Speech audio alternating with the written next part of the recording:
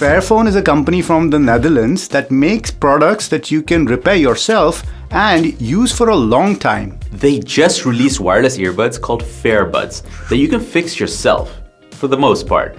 We wanted to learn more, so we talked to them. We'll do a detailed review later, but for now, enjoy this interview. Namaste, we're DHRME. Dutch have rated Merch at Electronics Show. I actually graduated for Fairphone as my graduation project. So that's that may be part of the reason that I ended up back at Fairphone. Thank you so much for making the time. Do you mind introducing yourself a little bit and what it is that you do at Fairphone? So my name is Bob. I am product manager at Fairphone, mainly responsible for our audio portfolio. But it is the first pair of earbuds? The first pair that we designed ourselves. So in 2021, we launched, around the time that we launched the Fairphone 4, we also launched a pair of true wireless earbuds. But those earbuds were kind of our putting our antennas out and feeling like, okay, what can we do in the audio space? But the product itself was an off-the-shelf product, which we modified slightly to include like recycled materials and other content. They were still like, for the most part, like off-the-shelf. And the Fairbuds are really something that we designed from the ground up. What are the challenges in designing something like this? Because I haven't seen any set of buds that are, I can take the battery out of the case using a screwdriver and taking the batteries out of the earbuds also pretty easily. What were the challenges that you faced mainly? One thing that we as Fairphone in general always face in trying to make our products modular is that it adds what we call sort of like a modularity overhead. Components that are usually glued together all of a sudden need to be fastened. Things need their own enclosure. You cannot use a battery cell. You need to put it in a plastic enclosure, which increases the size of the product. And of course, with earbuds, that's one of the most critical things, right? You need to fit wide variety of ear canals. With the earbuds, especially, it was super challenging to know where to compromise. Like, okay, how can we fit this exchangeable battery? And where can we allow the earbud to grow in size, and where can we absolutely not allow it to grow in size? And I think what we ended up with is, I think most people would recognize it's slightly bigger than a lot of the competitors, although not the biggest ones out there. Also, the battery, especially in the earbuds itself, it's not as straightforward replacing the battery as it is on the phone itself, where you can just pull off the back. Take out the battery. It's quite a delicate system. The battery tray, which holds the battery and which rotates outward, the silicone ring that is used to cover it. Well, on the one hand, ensure the design stays nice, but also helps with the IP protection. You talked about some of the trade-offs. The case size is a bit big. What other trade-offs are there? Are there trade-offs in terms of charging speed or wireless charging or those kind of aspects? I think we had a good amount of discussions within the teams, with the marketing departments, to really see, okay, what kind of specs do we want to support with this product, and what kind of implications does it have on the product and on our mission, let's say. Indeed, things like, especially like wireless charging on our phones, we actively decide not to support it because of the inefficiency of wireless charging and the impact it can have on batteries due to its inefficiency. Until there's a more reliable way to do the wireless charging, like this new Xi 2 standard, which at least ensures that the coils are aligned to the magnets. That is something that we would be able to explore in future products. But no, with these earbuds, it was already for a company like us, who isn't a Sony, a Apple, a Samsung with loads of audio expertise. It was already challenging enough to introduce repairability and still have like the ANC swiping touch controls, the ENC. I thought it was incredible that you guys made it IP54. Like, it's mind-blowing to me, because you hear companies saying that, if you make things modular, you can't waterproof them, you can't. But an IP54 is, I think, one of the best we have seen, also for dust. But how does the fact that a user can replace the battery affect the IP rating? And say if I don't put the ring right, is it IP54 now, or isn't it? So if you decide not to put the ring on or put it on backwards or whatnot, that really affects the IP rating indeed. But one of the things that we do also on our phones is our electronics are covered with nano coatings that are water repellent. So even if some moisture would come in, it's not like it's immediately short circuits the whole thing. Of course, it's still IP54, so it's not like you can submerge it. So it's like an extra layer of defense that we have against water. Yeah. And the nano coating, is that something that stays for a particular amount of time before it wears out, or does it not wear out? No, well, on the phones, for example, it can wear out due to friction. So if you handle the components too often, but on the earbuds, the PCBAs are not accessible for user repairs. So there, the coating is very durable. What kind of things are, like you mentioned, right, not user repairable? What is not, or user accessible? What is not repairable? Expect earbuds maybe would need repair at some point, maybe. Yeah, so I think from the outset, we said, okay, we 100% sure those batteries need to be replaced. These are like, that's a no-brainer. Those are the components that will wear out. Those are the components that I think, especially on earbuds, affect the user experience so much if the battery of the earbud degrades just a tiny bit already, because they are small batteries. Wireless earbuds, especially with noise cancelling, can consume quite a bit of power. Looking at the earbud itself, that's more or less the only component that we decide to make repairable or replaceable. Exactly. In the case as well as in the buds, but if something were to happen to a particular earbud, you also sell the earbuds separately, right? So the right one separately, the left one separately, the case also separately.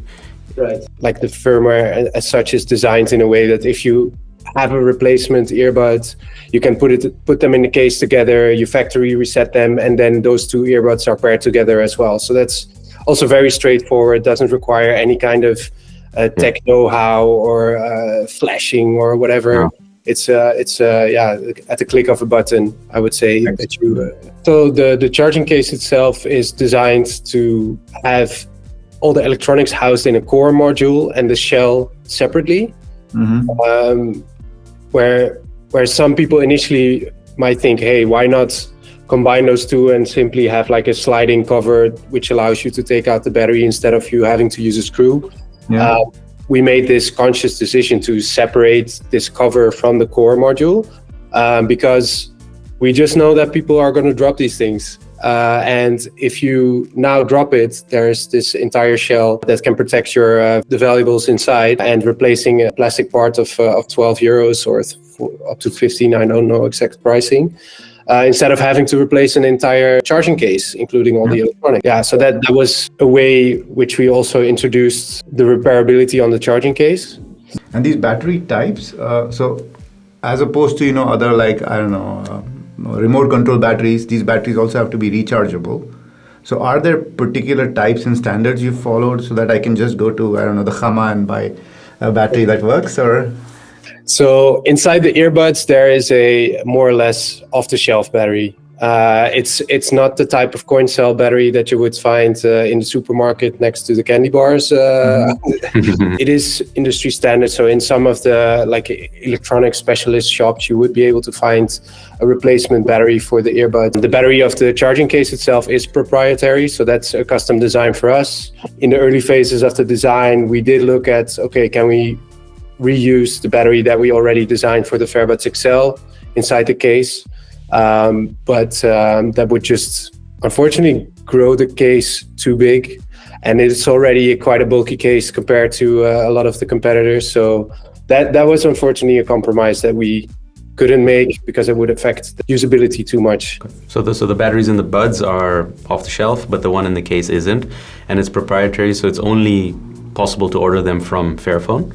At the moment. And is this something that you plan to open up to others as well, this type of battery type?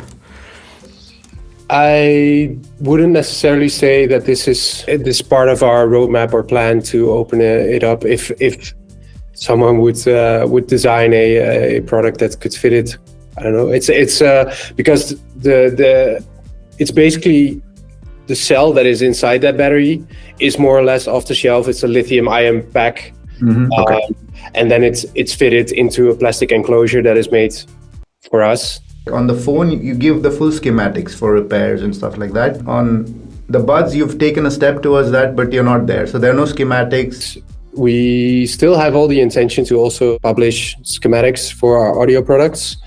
Up until now, it hasn't had the priority yet or the resources that we have to make repair guides like we do for the phones. But there's nothing that we're keeping secret here. We're perfectly happy sharing all that information as well. Is there anyone that you know in the world that's doing anything remotely close to this? I've been digging through the internet, right, to try and find earbuds in the past that have attempted this or done this. The best way to find them is crowdfunding projects. So trying to go through Kickstarters and see what happened, which companies actually succeeded, some failed. But there is this wireless earbud on the market, PQ28, and it's this stem design. I think it has quite a bit less features, and they have a proprietary battery that magnetically attaches to the bud. Yeah. So that was basically the only one that we could find that is still in the market. Fair use materials.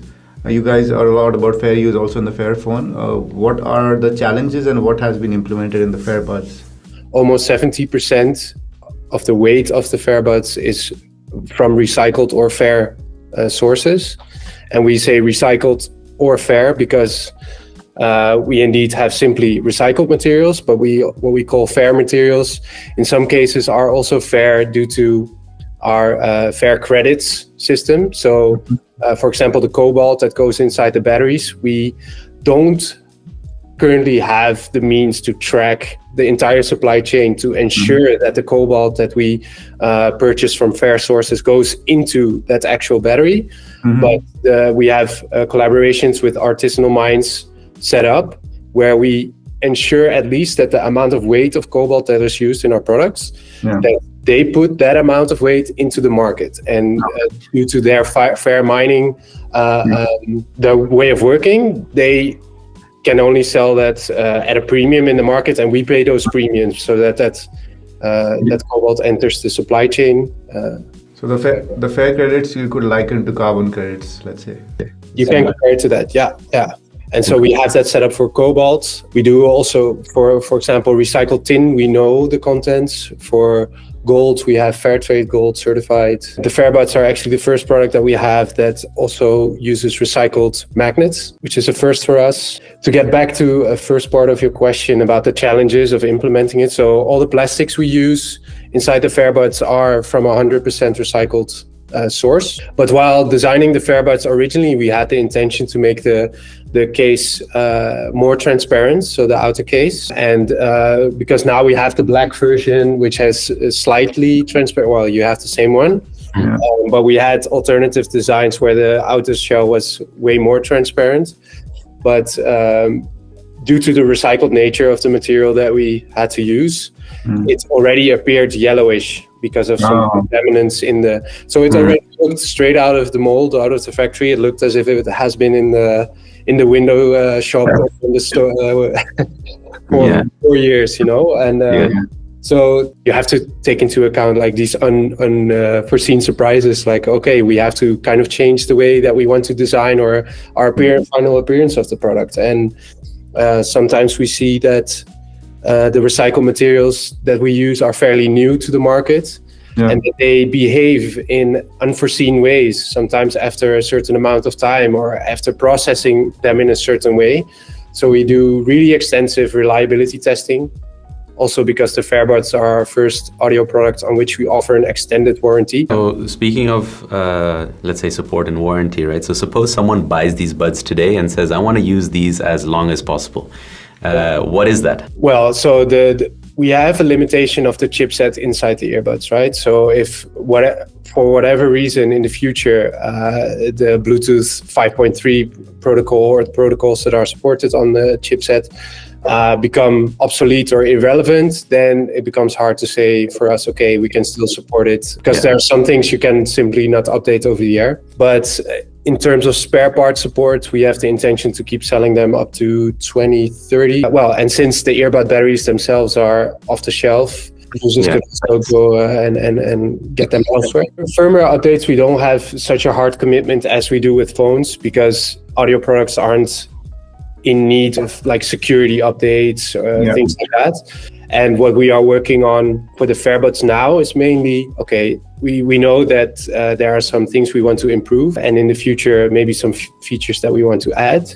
And this is what we're working on doing. And at one point, it could be that we end up saying like, okay, this is the best that they're going to get. And then we don't have to forcefully do firmware updates after that anymore. But at the moment, we're not done with these yet. There's a nice bruggetje to the next point, which is you say you want to update these buds. So what is the roadmap looking like for these buds in particular, but also for your whole audio portfolio? So on the short term, we're looking for a first, or let's say second firmware update release, definitely before the end of summer. We are now actively collecting feedback from users or reviewers alike, and already identified some issues ourselves. Not just issues, but also just rooms for improvement, things that we think we can do better. Can you share a couple of those improvement areas? Yes. So one of the issues that you already identified yourself is with the EQ settings. We've now seen that sometimes the EQs don't sync properly on each earbud once you switch them. So that's an example of like a bug that needs to be fixed. But what we have also been exploring, for example, is potential to add a LDAC codec to the earbuds. We know that it's technically feasible. We have set up contacts with Sony as it's a proprietary codec. We are waiting for the business case to make sense and also to see what do our users use these for, and does it make sense to introduce such a codec, because it has a lot of impact on battery life as well. And the reason we initially didn't do it is mainly because we think the biggest part of our target group, if they would use Spotify on the highest quality, then AAC is still sufficient. And the product isn't necessarily aimed yet at like true audio files. I think for that we need at least one more try and a bit more experience in the product category itself. Yeah. It's nice that you say that, because this is exactly the question I had. Like, why were certain choices made? You answer that, AAC, LDAC. Yeah, but what is your what kind of sound were you going for? I'm going to give a bit more context there as well before answering. So with the Fairbuds XL, we work together with SonarWorks to provide the tuning and some presets of the headphones. What we saw when we launched the headphones is that the sound was perceived quite well, but I think there is just a certain lack of experience within Fairphone in these categories. So we could basically let them do the tuning, but there was some groundwork that maybe had to go into the mechanical design, the choice of the drivers themselves, the chipsets that could have improved the quality from the get-go a lot more. So there's only so much you can do with tuning, of course. When we launched the Fairbuds XL, we got a lot of comments from users saying, hey, those presets are nice and all, but I want to tune them myself. I want an equalizer function. That's what we introduced a few months after launching the Fairbuds XL. We've leaned heavily into that with the Fairbuds now. So it's like, okay, we need to launch with an EQ. We upped the EQ from a 5-band EQ from the Fairbuds XL to 8 bands for the Fairbuds. And we decided to tune them quite neutral/flat. In hindsight, when seeing the reviews now, doesn't sound super exciting to a lot of people. I was hoping that it would sort of open up the discussion, say, hey, considering you have the equalizer option, you can still tune them as you please. But then again, I don't use any of the standard presets on the Fairbuds that I use. So I use the custom EQ. I tune them more to the Harman curve myself. And I use foam ear tips instead of the silicone ones. So I just have some standard foam tips that I forcefully put on. And then that makes a world of difference. But those foam ear tips are not really mainstream, I would say, for the target group that we're aiming these buds at. You went for a flat tuning as opposed to Harman curve. And is that going to change with an update, or do you think that's how you're going to keep the bass tuning? Or I mean, we're just a week after launch, right? Seeing the first responses, I think it may definitely be worthwhile for us to add a few more, let's say, excitable presets to the more neutral ones that we have now. And you did mention LDAC. How is the hardware that you've shipped? How compatible is it with LDAC? We chose our chipset to be compatible with LDAC. So we knew upfront, okay, we might not want to launch with this, but we want to make sure that if we want to offer it in a firmware update, that we can. You mentioned something about a demographic, right? What part of the market are you targeting with these earbuds? A bit of a difficult question. because it's always hard to get a grasp on the Fairphone audience. On the one hand, you have the people that are really into what we do on a technical level, right? The repairability, the open source nature of it, transparency, tinkering and whatnot. And on the other hand, we have the people that lean super heavily in the sustainable side of things, and they only care about those USPs. And actually, they're quite contradicting, right? Because the ones that buy our phones or our products for the sustainability side, they think the electronics insights are more intimidating than that they are exciting. They don't even want to repair their own phones. They still send them to us to get them repaired, right? And the techies, they are all about the specs. They know exactly what's out there, what the latest and greatest. The latest and greatest is, and more often than not, we can't compete on that level. So that creates this tension that Fairphone has, and that we are, to be honest, we're still looking to find the way to press the right buttons for everyone. To be really honest, it's a people that just want to get the most value out of things. So they want something to be good for them first, and then if they do good with that, in the meantime, next to that, that's a big problem for us. We're just focusing on making products that, in the end, on the long run, will get you your value for money, because they are built to outlast the competitors. Yeah. And these competitors, right, generally you see them releasing earbuds. If we're just talking about one lineup, right, is there maybe the premium, the flagship lineup, and then you have the mid-range, and you have many tiers. And their release schedule is something like every year to 2 years that they're, hoping that consumers upgrade to the latest. You guys, you're supporting, you just released now plans for multi-year, maybe to 2030, like you said, and maybe beyond, right? That might just be for the parts, and for software it could be longer. What's the business model here? How do you, if you're not hoping that people upgrade, how are you looking at it from a business point of view? I mean, I think it's not a secret that at Fairphone you pay a certain premium on your products, and that also with our earbuds you're seeing the same, that in the same price point you will find earbuds that seem to have a more complete list of specifications, right? This premium is to cover the costs for the fair and ethical business practices that we implement, for the materials, but also parts, for example, for this extended warranty that we offer, because we need to reserve costs for those kind of things as well. Yeah, so it's in each product that we sell, the part of the margin is also for this durability aspect of things. So also in the selling price of a phone, there's the provision for the long software support that we need to deliver. Yeah, and to be honest, for a customer, it also makes sense. There's a premium, but actually, if you see the number of earbuds we have in our drawers, they're kind of half dead, and you end up paying that much every 2 years anyway. So I have a final question. I don't know if you have any more, but like you talked about it being available for 150 euros. That is in Europe. I believe it's not yet for sale in the US. What is the plan for other markets right now? I can only say that we have already explored it for the Fairbuds XL and know what it takes to do it. We know once we post the video, that's going to be the first question. When can I get it? Do you have an approximate time? No, you don't. No, unfortunately, I do not. No. What would you want all the companies to change in this industry? Super exciting to see how the response was to us launching these earbuds, right? Articles that more than once say, hey, Apple, take notice. Hey, Samsung, have a look at this. And even more so in the comments on their videos, on their articles, where people say, Why has the industry been telling us that this is not possible, and this small company manages to do so?